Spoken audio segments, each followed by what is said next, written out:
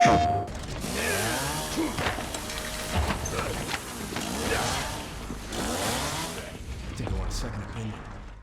and welcome to PlayStation Access. I'm Ash and I'm joined by Connor. Hello. Who has seen and played Resident Evil Requiem for about 3 hours? Yeah, about 3 hours. Yeah. First up, did you like it? Well, obviously I liked it. Of course I did. It's Resident Evil. There's not much to not like, but oh boy, they've got a lot of really cool ideas. They've made a very, very interesting 3 hours experience that we went through. And I'm very, very excited for the game to come out as well. Yeah, it looked amazing. It looks very gory. It looks incredibly creepy. Yeah, it's ticking all of the boxes that you want it to tick. It's got all of the nasty violence and gore and viscera and nastiness. It's got all of the silly quippy nonsense that comes out of the character's mouth sometimes. And it just looks amazing. Just to give you an idea of how good it looks, when you get blood everywhere because, you know, violence and zombies and whatnot, when you get blood on your hair, it turns the hair like a slight pink. And it's like you can see like the different shades of pink of blood, like where blood splattered in your head. And I just think that's such a cool little detail. Just in Grace or on Leon as well? On both. On both? Well, no, it depends if you're playing in third person or okay. not. That's a whole other thing. So you got to play as Grace and Leon? Yes, I did. They're both so different, which is part of the joy of having the two characters. And he is exciting because it's just a massive action-packed thrill ride of violence and silliness, and that's one flavor of Resident Evil. It's like Resident Evil 4 but dialed up to 11. But then you have Grace, who is inexperienced and doesn't really have the same level of confidence or training or comfort in the situation as Leon does. So a lot of her stuff is scary, and it's the intensity is different. It's kind of in a different place. So it's hard to say for me. I would have a favourite. I think I'd have to play the full game and maybe decide afterwards. But I did really enjoy the Grace sections. So by default, you play as Grace in first person, and I think that is the way that I prefer separating the two experiences. Having the intensity of being in first person makes the scares scarier. Mm-hmm. Leon's moveset is, it's quite acrobatic, I think, and it means that when you're in third person, you've just got a little bit more spatial awareness and control, which means that you can, kick a chainsaw at a zombie, and it just feels a little different and nicer.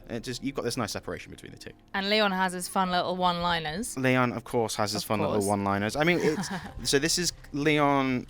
He's very, very comfortable in what he does as a DSO agent. This is coming from Leon after Resident Evil 6. There's a section where he's effectively being held hostage and tortured.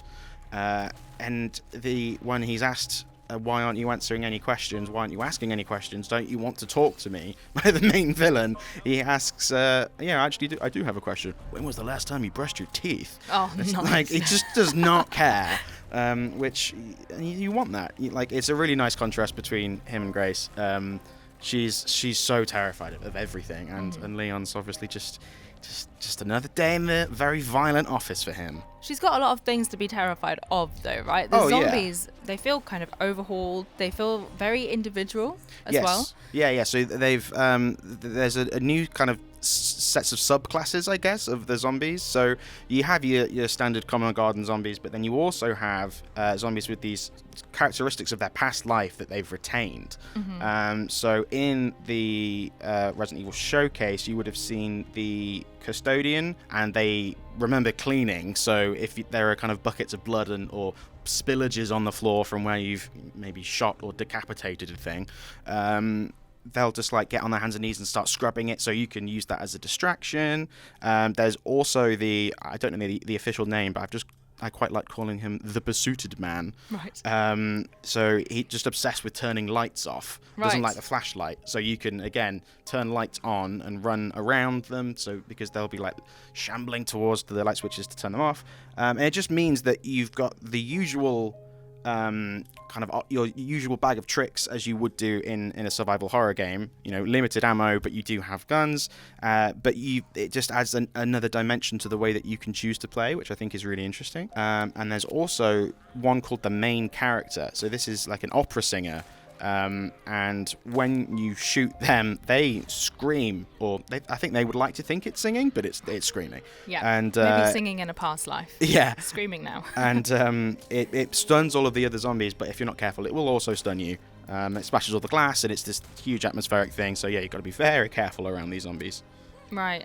And the explosions and the viscera and the blood is kind of also being used to your benefit now, is that right? Yes, so you have a new tool. They've invented a new tool. It's called the Blood Collector, which you'll never guess. What does that do? It collects blood. So you do that from the various, atmospheric viscera around the game, because there's always just a bucket of blood lying around in a Resident Evil game somewhere. Yep. But yeah, when you shoot an enemy and they go down, they make a little blood splatter, and you can go and collect blood. And effectively, this works like a crafting currency. So you stick the blood collector into the blood pile, and it sucks it up. And then you can use that combined with other things to make herbs, ammo, that sort of stuff.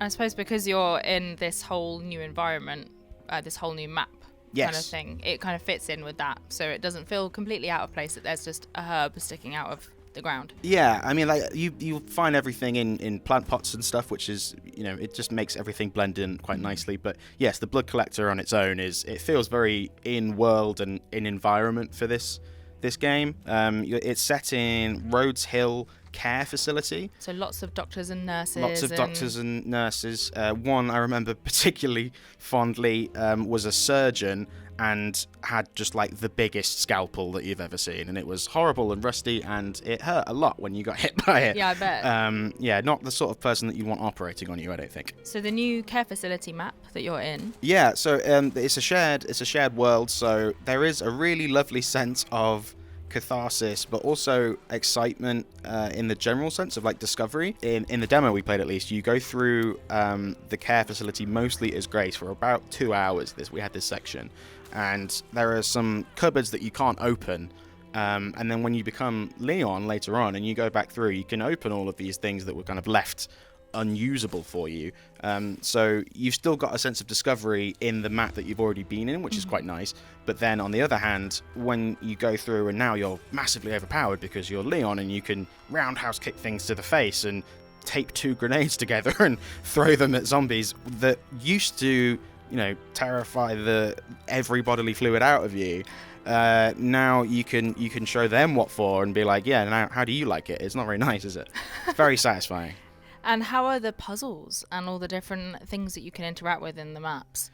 Well, it's classic, survival horror, classic Resident Evil. It's a formula that people love, and they love it for a reason. It's because it's really good. So you've got, once again, some of the most confusing architectural decisions that you could possibly make. Definitely real world architectural decisions. This is exactly how real buildings work.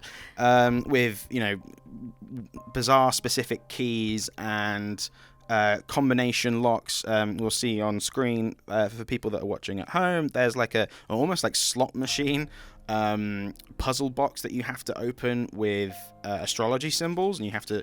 There are 3 of those, and you have to work out, what the symbols are for each room. It's lots of in-world silliness, but it takes itself so seriously. Mm-hmm. It never feels out of place. It's it just works for what the game is and what you expect, and a satisfying level of challenge. After you've cleared it, you'll be like, hold on, this makes no sense at all. It's perfect Resident Evil puzzles.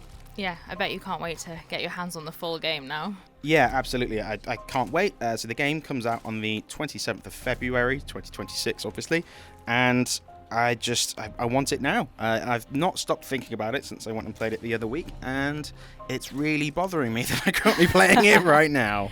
I, for one, am excited to play, but I'm also not excited to come across that big, horrible baby. Yeah, it's really quite uncomfortable. That seeing that for the first time was very much like, I know what I'm doing. Everything's fine. Oh gosh. It was a lot. Well, thank you, Connor, for talking us through your first hands-on experience with Resident Evil Requiem. We can't wait to get the full game here at PlayStation Access. If you enjoyed this video, then please give it a like and make sure to subscribe to PlayStation Access if you want to keep up to date with Resident Evil Requiem. Let us know what you're excited for down in the comments, and we'll see you again soon. Thanks for watching.